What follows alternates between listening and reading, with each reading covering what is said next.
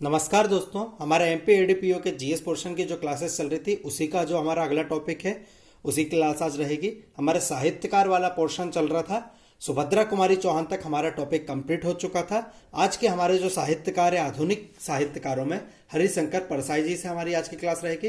कल कुछ कारणों के कारण कल की क्लास नहीं हो पाई थी, उसके लिए मैं माफी चाहता हूँ, पर आप यकीन मान के चलिए आपकी क्लास रेगुलर रहेगी और आपके एमपी एडीपीओ के एग्जाम से पहले आपका जीएस का पोर्शन कंप्लीट हो जाएगा।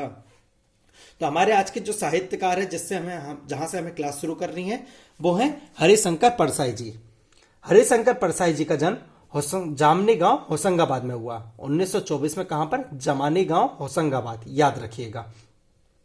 एक और क्वेश्चन जो बन सकता है वो ये पूछा गया है एमपीपीएससी के द्वारा, मध्य प्रदेश में से किन साहित्यकारों का जन्म होशंगाबाद जिले में हुआ है? तो याद रखिएगा, मध्य प्रदेश के 3 साहित्यकारों का जन्म माखनलाल चतुर्वेदी, हरिशंकर परसाई और भवानी प्रसाद मिश्र, इन तीनों का जन्म होशंगाबाद जिले में हुआ है, याद रखिएगा। माखनलाल चतुर्वेदी जी को हम पढ़ चुके हैं, हरिशंकर परसाई जी जिनका जन्म भी होशंगाबाद के जमानी गांव में हुआ 1924 में, और भवानी प्रसाद मिश्र को हम आगे पढ़ेंगे। ठीक है। पत्रिका वसुधा तथा प्रहरी पत्रिका का संपादन इनके द्वारा किया गया। कहां से? जबलपुर से, याद रखिएगा। 1982 में विकलांग श्रद्धा का दौर, याद रखिएगा, विकलांग श्रद्धा का दौर के लिए इनको साहित्य अकादमी पुरस्कार मिला था। साहित्य अकादमी पुरस्कार साहित्य के क्षेत्र में मिलने वाला बहुत बड़ा पुरस्कार है, इससे क्वेश्चन आने के चांसेस हैं। ठीक है। इनकी रचनाएं अगर हम देखें तो इनने जो निबंध लिखे हैं वो कौन से हैं? तब की बात और थी, भूत के पांव पीछे, बेईमानी की परत, पगडंडियों का जमाना और काग भगोड़ा, याद रखिएगा। तब की बात और थी, भूत के पांव पीछे, बेईमानी की परत, पगडंडियों का जमाना और काग भगोड़ा। उपन्यास जो इनके हैं, रानी नागफनी की कहानी, तह की खोज, ज्वाला और जल, ये इनके उपन्यास हैं। और कहानियां जो हैं, हंसते हैं रोते हैं, जैसे उनके दिन फिरे, भोला राम का जीवन, तट की खोज, टार्च बेचने वाला और ठिठुरता गणतंत्र, याद रखिएगा।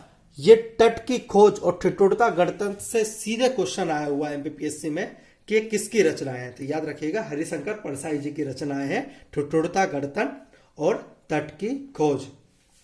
रचनाएं कुछ ज्यादा हैं, याद रखने में थोड़ा डिफिकल्ट रहता है, थोड़ा मुश्किल होती है, बट आप इस वीडियो को अगर रिपीटेडली या फिर ज्यादा बार देख लेंगे तो आपको इस वीडियो के द्वारा ही ये रचनाएं याद हो जाएंगी। हमारे अगले जो साहित्यकार हैं बालकृष्ण शर्मा नवीन जी। ठीक है। इनका जन्म 8 दिसंबर 1897 को शाजापुर के भयाना में हुआ। ठीक है। पत्रिका प्रताप तथा प्रभा पत्रिका का संपादन इनके द्वारा किया गया। क्वेश्चन पूछा जाता है कि प्रताप और प्रभा पत्रिका का संपादन किसके द्वारा किया गया? तो बालकृष्ण शर्मा नवीन जी के द्वारा। संविधान सभा के सदस्य थे, राज्यसभा तथा लोकसभा के भी सदस्य रहे हैं ये। संविधान सभा के सदस्य कौन से साहित्यकार थे? तो याद रखिएगा, बालकृष्ण शर्मा नवीन। क्वेश्चन पूछा गया है, इस बार के एमपी सिविल जज में भी संविधान सभा के सदस्यों से क्वेश्चन आए हैं। ठीक है। तो ये क्वेश्चन महत्वपूर्ण हो सकता है। संविधान सभा के सदस्य कौन से साहित्यकार थे? बालकृष्ण शर्मा नवीन। 1955 में राजभाषा आयोग के भी सदस्य रहे, याद रखिएगा। क्वेश्चन आ सकता है कि इनमें से कौन से साहित्यकार राजभाषा आयोग के सदस्य रहे? तो बालकृष्ण शर्मा नवीन जी राजभाषा आयोग के भी सदस्य रहे। इनकी रचनाएं अगर हम देखें, उर्मिला, प्राणापण, कुमकुम, रश्मि रेखा, अपलक और क्वासी। एक और बार रिपीट करते, उर्मिला, प्राणापण, कुमकुम, रश्मि रेखा, अपलक और क्वासी। ठीक है। ये बालकृष्ण शर्मा नवीन जी की रचना है। हमारे जो अगले साहित्यकार हैं वो है भवानी प्रसाद मिश्र। जब मैंने आपको बताया था कि 3 साहित्यकारों का मध्य प्रदेश में जन्म हुआ है, माखनलाल चतुर्वेदी मध्य प्रदेश में नहीं, मध्य प्रदेश के होशंगाबाद जिले में जन्म हुआ है, तो वो थे माखनलाल चतुर्वेदी, हरिशंकर परसाई और भवानी प्रसाद मिश्र। इनका जन्म 1913 में होशंगाबाद के टिकरिया गांव में हुआ। कहां पर? होशंगाबाद के टिकरिया गांव में। इनकी पत्रिका का नाम कल्पना था, याद रखिएगा। 1972 में बुनी हुई रस्सी, इस रचना के लिए इनको साहित्य अकादमी पुरस्कार मिला था। 1983 में मध्य प्रदेश सरकार द्वारा शिखर सम्मान प्रदान किया गया। शिखर सम्मान मध्य प्रदेश सरकार द्वारा दिए जाने वाला साहित्य के क्षेत्र में बहुत बड़ा सम्मान है। हम जब सम्मान वाले या पुरस्कार वाले क्षेत्र करेंगे तब हम इस चीज को पढ़ लेंगे। रचनाएं, गीत फरोश, खुशबू के शिलालेख, नीली रेखा, तुकों के खेल, जिन्होंने मुझे रचा, कुछ नीति कुछ राजनीति, कांधी पंचाती, त्रिकाल संध्या, अंधेरी कविताएं, मानसरोवर दिन और सन्नाटा। एक बार हम फिर रिपीट करते हैं। गीत फरोश, अगली खुशबू के शिलालेख, अगली नीली रेखा तुकों के खेल, अगली जिन्होंने मुझे रचा, अगली कुछ नीति कुछ राजनीति, अगली गांधी पंचायती, अगली कौन सी है त्रिकाल संध्या, अगली कौन सी है अंधेरी कविताएं, अगली कौन सी है मानसरोवर दिन, अगली कौन सी है सन्नाटा। ठीक है, याद रखिएगा। आप इस वीडियो को भी अगर रिपीटेडली फॉर्मेट में देख लेंगे तो आपको ये रचनाएं याद हो जाएंगी। अगले हमारे जो साहित्यकार है डॉक्टर बशीर बद्र। ठीक है, इनका जन्म 1945 में अयोध्या में हुआ। इनका कर्म क्षेत्र भोपाल था। रचनाएं आश, हिंदी तुम्हारे लिए, उजाले अपनी यादों के, कोच, उजालों की परीक्षा, रोशनी के घरोंदे। एक बार हम फिर रिपीट करते हैं। आस अगली जो रचना है हिंदी तुम्हारे लिए, अगली जो रचना है उजाले अपनी यादों के, अगली जो रचना है कोच है, अगली जो रचना है उजालों की परीक्षा, अगली जो रचना है रोशनी के घरोंदे। याद रखिएगा। अगले जो हमारे साहित्यकार हैं बहुत महत्वपूर्ण, मैं जिन साहित्यकारों की बात कर रहा हूं कि महत्वपूर्ण है तो आप उनको मान के चलिए। जैसे माखनलाल चतुर्वेदी जी हो गए, गजानन माधव मुक्तिबोध, सुभद्रा कुमारी चौहान, हरिशंकर परसाई, शरद जोशी, बालकृष्ण शर्मा नवीन, भवानी प्रसाद मिश्र। ये जितने भी साहित्यकार हैं जिनके नाम मैंने अभी लिए ये बहुत ज्यादा महत्वपूर्ण है। आप बाकी साहित्यकारों को एक घड़ी छोड़ सकते हैं पर इनके बारे में आपको पढ़ना बहुत ज्यादा जरूरी है। शरद जोशी, ठीक है, बहुत बड़े व्यंग्यकार थे ये। जन्म इनका 1931 में उज्जैन में हुआ था। ये क्वेश्चन भी पूछा गया है कि शरद जोशी का जन्म कहां हुआ था, तो 1931 में उज्जैन में हुआ था। याद रखिएगा। नई दुनिया समाचार पत्र के लिए कार्य किया था। ठीक है, ये भी पूछा जा सकता है कि इनने किस समाचार पत्र के लिए कार्य किया, तो नई दुनिया के लिए किया। 1990 में इन्हें पद्मश्री प्राप्त हुआ था। 1992 से याद रखिएगा व्यंग्य के क्षेत्र में शरद जोशी सम्मान दिया जा रहा है। यह क्वेश्चन भी आता है कि शरद जोशी सम्मान किस क्षेत्र में दिया जा रहा है, तो याद रखिएगा व्यंग्य के क्षेत्र में शरद जोशी सम्मान दिया जा रहा है। इनकी रचनाओं के नाम भी बड़े इंटरेस्टिंग से हैं। ठीक है, परिक्रमा, फिर किसी बहाने, जीप पर सवार इल्लियां, राह किनारे भेंट, दूसरी सतह, अंधों का हाथी, एक था गधा, मैं और केवल में, और तिलिस्म। ये इनकी प्रमुख रचनाएं हैं। ठीक है, निबंध कौन से है परिक्रमा, फिर किसी बहाने, जीप पर सवार इल्लियां। खेतों में इल्लियां लग जाती है तो अधिकारियां जीप पे बैठ बैठ के बार बार आते हैं और चले जाते हैं, तो कुछ ना करने पर उनने ये व्यंग करा था, जीप पर सवार इल्लियां। राह किनारे बैठ, दूसरी सतह, अंधों का हाथी, एक था गधा। उपन्यास कौन सा है इनका, मैं और केवल में। कहानी कौन सी है इनकी, तिलिस्म। याद रखिएगा। एक और साहित्यकार है जिनका जन्म भोपाल में हुआ है, मुल्ला रामोजी। याद रखिएगा। मुल्ला रामोजी से जो क्वेश्चन एमपीपीएससी द्वारा पूछा गया है वो सबसे महत्वपूर्ण यह है कि गुलाबी उर्दू का जनक किसे बोला जाता है, तो मुल्ला रामोजी को। गुलाबी उर्दू का जनक किसे बोला जाता है, मुल्ला रामोजी को।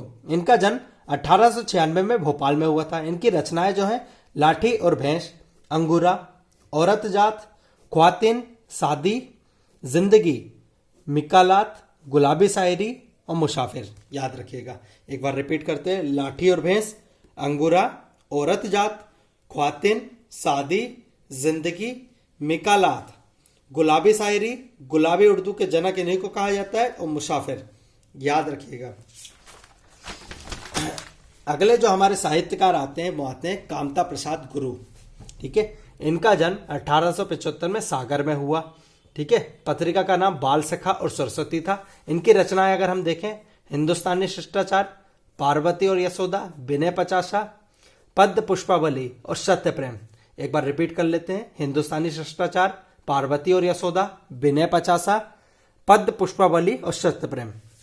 ठीक है, जो साहित्यकार थोड़े कम इंपॉर्टेंट है या फिर जिनसे क्वेश्चन आने के चांसेस थोड़े कम है, कम इंपॉर्टेंट से मतलब जिनसे क्वेश्चन आने के चांसेस थोड़े कम हैं, उनको हम थोड़ा जल्दी पढ़ेंगे। बाकी हमारे जो महत्वपूर्ण साहित्यकार है जिनसे क्वेश्चन आने के चांसेस बहुत ज्यादा हैं, उनको बहुत अच्छे से देखना है। ठीक है, कवि प्रदीप। ठीक है, कवि प्रदीप, इनकी दो ही रचनाएं हैं, बहुत याद रखिएगा। 1915 में इनका जन्म बड़नगर उज्जैन में हुआ था। ठीक है, सबने सुना होगा ए मेरे वतन के लोगों जरा आंखों में भर लो पानी। वो कवि प्रदीप के द्वारा लिखे थे। याद रखिएगा, ए मेरे वतन के लोगों जरा आंखों में भर लो पानी लता मंगेशकर जी के द्वारा गाया गया है और कवि प्रदीप जी के द्वारा लिखा गया है। दूर हटो ये दुनिया वालों, ये हिंदुस्तान हमारा है, ये भी कवि प्रदीप जी के द्वारा लिखा गया है। इतने महान साहित्यकार मध्य प्रदेश की भूमि से रहे हैं। ठीक है, गिरिजा कुमार माथुर, इनका जन्म 1919 में अशोकनगर में हुआ था। इनकी रचनाएं कौन सी हैं? हम होंगे कामयाब, बहुत सुना होगा बच्चों ने, हम होंगे कामयाब एक दिन, वो रचना गिरिजा कुमार माथुर की है, याद रखिएगा। नाश और निर्माण, मंजीर और मंदार, देखिए कितनी महत्वपूर्ण रचना है। हम होंगे कामयाब एक दिन, ये मध्य प्रदेश के साहित्यकार थे गिरिजा कुमार माथुर, उनकी थी। मेरे वतन के लोगों जरा आंखों में भर लो पानी, ये कवि प्रदीप की रचना थी, जो भी मध्य प्रदेश के साहित्यकार थे। ठीक है, अगले जो हमारे साहित्यकार आते हैं वो आते हैं चंद्रकांत देवताले। अगले जो हमारे साहित्यकार आते हैं वो आते हैं चंद्रकांत देवताले। इनका जन्म 1936 में बैतूल में हुआ था। इनकी अगर रचनाएं देखें हम तो लकड़बग्गा हंस रहा है, पत्थर की बेंच, ठीक है, पत्थर की बेंच, दीवारों पर खून से, हड्डियों में छिपा जहर, ठीक है, उजाड़ में संग्रहालय। ठीक है, लकड़बग्गा हंस रहा है, पत्थर की बेंच, दीवारों पर खून से, हड्डियों में छिपा जहर, उजाड़ में संग्रहालय, ये चंद्रकांत देवताले जी के रचनाएं हैं। नरेश मेहता जी, इनका जन्म 1922 में शाजापुर में हुआ था।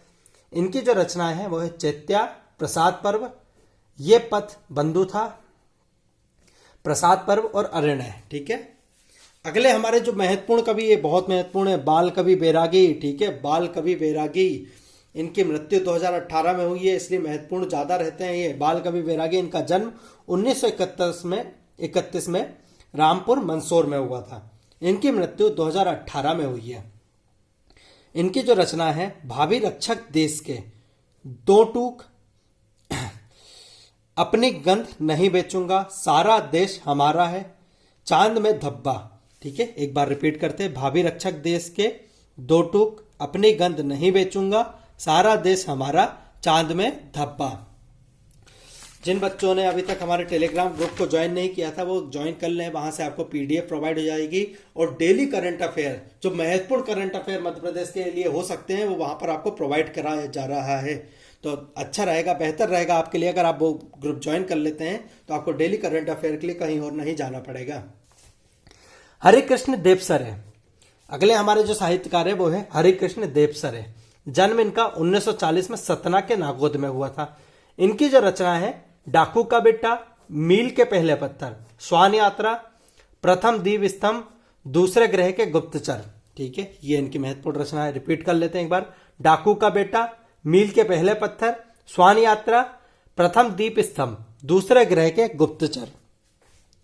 अटल बिहारी वाजपेयी जी भारत के प्रधानमंत्री जी रहे थे, याद रखिएगा, कौन नहीं जानता इनको। हमें इनकी रचनाएं देखनी है, महत्वपूर्ण, याद रखिएगा, इनकी रचनाओं से क्वेश्चन आए हुए हैं।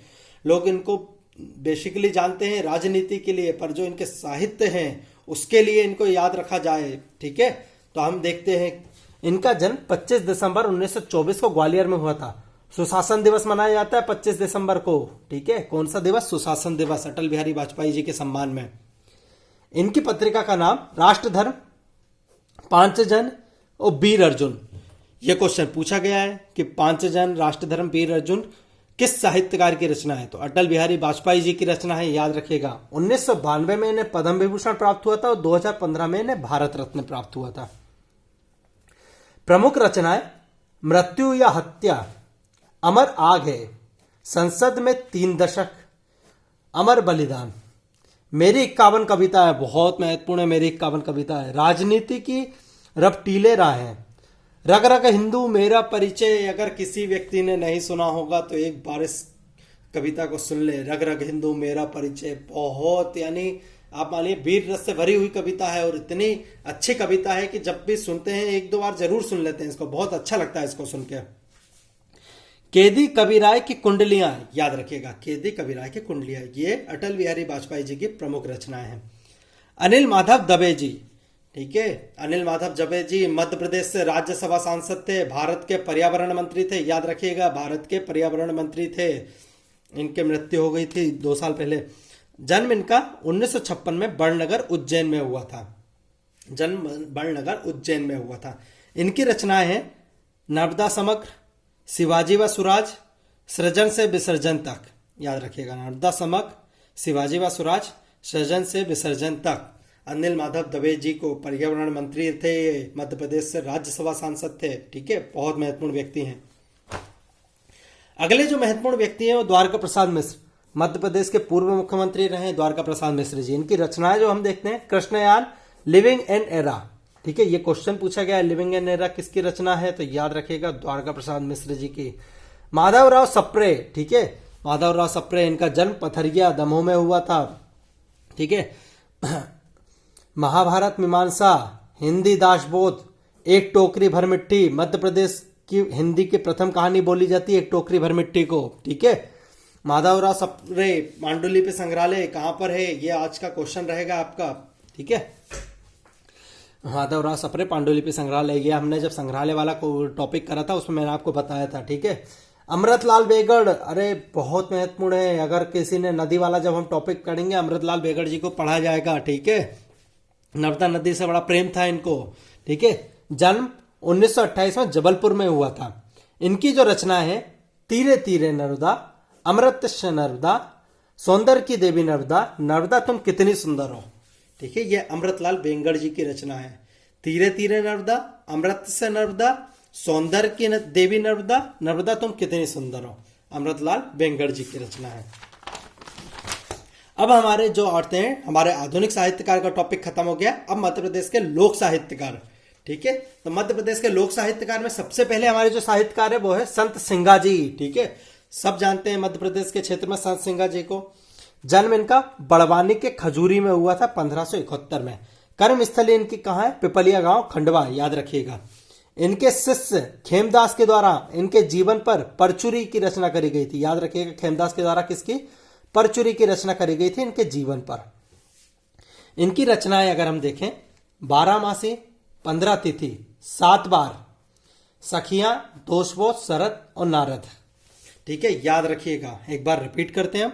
12 मासी, 15 तिथि, 7 बार, सखियां, दोषबोध, शरद, नारद। 12 मासी, ठीक है, 15 तिथि और 7 बार, ये तो नंबर से हैं, याद हो जाने चाहिए। सखियां, दोषबोध, शरद और नारद, ये संत सिंगा जी की रचना है। हमारे जो अगले लोक साहित्यकार है वो है जगनीक। ठीक है, इनका जन्म 1230 में बुंदेलखंड क्षेत्र में हुआ था। प्रमुख रचना है भैया, जब मध्य प्रदेश का इतिहास पढ़ रहे थे मैंने आपको बताया था, आलाखंड, आला उदल की जो कहानी है, ठीक है, वो जगनीक की रचना है आलाखंड, याद रखिएगा। विश्व की सबसे बड़ी लोक गाथा कहा जाता है इसको। ठीक है, ये क्वेश्चन तक पूछा गया है कि कितने खंड है इसमें, तो 52 खंड है, याद रखिएगा, कितने, 52 खंड है। परिमल रासो, ठीक है, कलिंजर नरेश परिमल देव के दरबारी कवि थे, इसलिए परिमल रासो भी लिखी थी, तो परिमल रासो, आलाखंड, जगनीक की महत्वपूर्ण रचना है, याद रखिएगा। अगले हमारे लोक साहित्यकार हैं इसुरी। ठीक है, इनका जन्म 1831 में झांसी के मेंढकी में हुआ था, झांसी के मेंढकी गांव में। लोक गायन की विधा फाक को विकसित किया था। क्वेश्चन आ सकता है कि फाक को किसने विकसित किया था, तो इसुरी ने विकसित किया था। बुंदेलखंड में जयदेव के नाम से किसको जाना जाता है, तो ईश्वरी जी को जाना जाता है, याद रखिएगा। रचनाएं ईश्वरी के फाक, ईश्वरी प्रकाश, ईश्वरी सत्सई। ठीक है, तो यहां पर क्वेश्चन नॉर्मली हमें समझ में ही आ जाएगा, ईश्वरी के फाक, ईश्वरी प्रकाश और ईश्वरी सत्सई से। अगले हैं हमारे घाघ। इनसे क्वेश्चन क्या आया हुआ है, एमपीपीएससी ने जो पूछा है कि कृषि से संबंधित दोहे किस साहित्यकार की रचना है, याद रखिएगा, घाघ। कृषि संबंधित दोहे घाघ की रचनाएं हैं, याद रखिएगा। अकबर के समकालीन थे, ये क्वेश्चन पूछा गया है बकायदा एमपीपीएससी में कि अकबर के समकालीन किस साहित्यकार की रचना में कृषि से संबंधित दोहे या कृषि से संबंधित जानकारियां मिलती हैं, तो घाघ की रचनाओं में कृषि से संबंधित जानकारियां मिलती हैं। जो हमारे फैक्चुअल टॉपिक देख लेते हैं, मध्य प्रदेश में साहित्यिक संस्थाएं। मध्य प्रदेश में भाषा से संबंधित संस्थाएं हमने बोली वाले टॉपिक में कर लिया था। कुछ साहित्यिक संस्थाएं हैं जो हम बोली वाले टॉपिक में नहीं कर रहे थे, उसको हम यहाँ कंप्लीट कर लेते हैं। मध्य प्रदेश साहित्य परिषद भोपाल 1954 में स्थापित हुआ। कालिदास अकादमी उज्जैन में है, 1977 में स्थापित हुई। रविंद्र भवन भोपाल में है, 1984 में, याद रखिएगा। रविंद्र भवन और भारत भवन, यहाँ पर दोनों जगह साहित्य गतिविधियां होती हैं, जैसे नाटक हो गया, कभी कोई नृत्य हुआ या फिर चित्रकला की प्रदर्शनी हुई, ये सारी चीजें चलती रहती है। रविंद्र भवन भोपाल 1984, भारत भवन भोपाल 1982। ये क्वेश्चन तक पूछा गया, भारत भवन में कितने अंग है, 6 अंग, यानी 6 पार्ट में डिवाइडेड है भारत भवन, वहां पर 6 पार्ट में अलग अलग कार्यक्रम होते हैं। ठीक है, अगर आप कभी भोपाल आए तो रविंद्र भवन और भारत भवन जरूर विजिट करें। ठीक है, अगले जो हमारे मध्य प्रदेश में संबंधित समारोह, साहित्यकारों से संबंधित समारोह, याद रखिएगा हर साहित्यकार से संबंधित कोई ना कोई समारोह होता है, तो किस स्थान पे होता है, इससे क्वेश्चन आता है। ठीक है, कालिदास समारोह उज्जैन, पद्माकर समारोह सागर, सुभद्रा कुमारी चौहान समारोह जबलपुर, बालकृष्ण शर्मा नवीन समारोह शाजापुर, माखनलाल चतुर्वेदी समारोह खंडवा, राजशेखर समारोह भोपाल, भवभूति समारोह ग्वालियर और केशव दास समारोह ओरछा। ठीक है, एक बार फिर हम रिपीट कर लेते हैं याद करने के हिसाब से। कालिदास समारोह उज्जैन में होता है, पद्माकर समारोह सागर में होता है, सुभद्रा कुमारी चौहान समारोह जबलपुर में होता है, बालकृष्ण शर्मा नवीन समारोह शाजापुर में होता है, माखनलाल चतुर्वेदी समारोह खंडवा में होता है, राजशेखर समारोह भोपाल में होता है, भवभूति समारोह ग्वालियर क्षेत्र में होता है और केशव दास समारोह ओरछा में होता है। ठीक है, याद रखिएगा बच्चों, ये साहित्यकार वाला जो टॉपिक है इससे क्वेश्चन बहुत ज्यादा आते हैं। इस वीडियो को अगर आप रिपीटेडली देखेंगे, बार बार देखेंगे, तो आपको ये साहित्यकार और उनकी रचनाएं ऑटोमेटिकली और इजी वे में याद हो जाएंगी।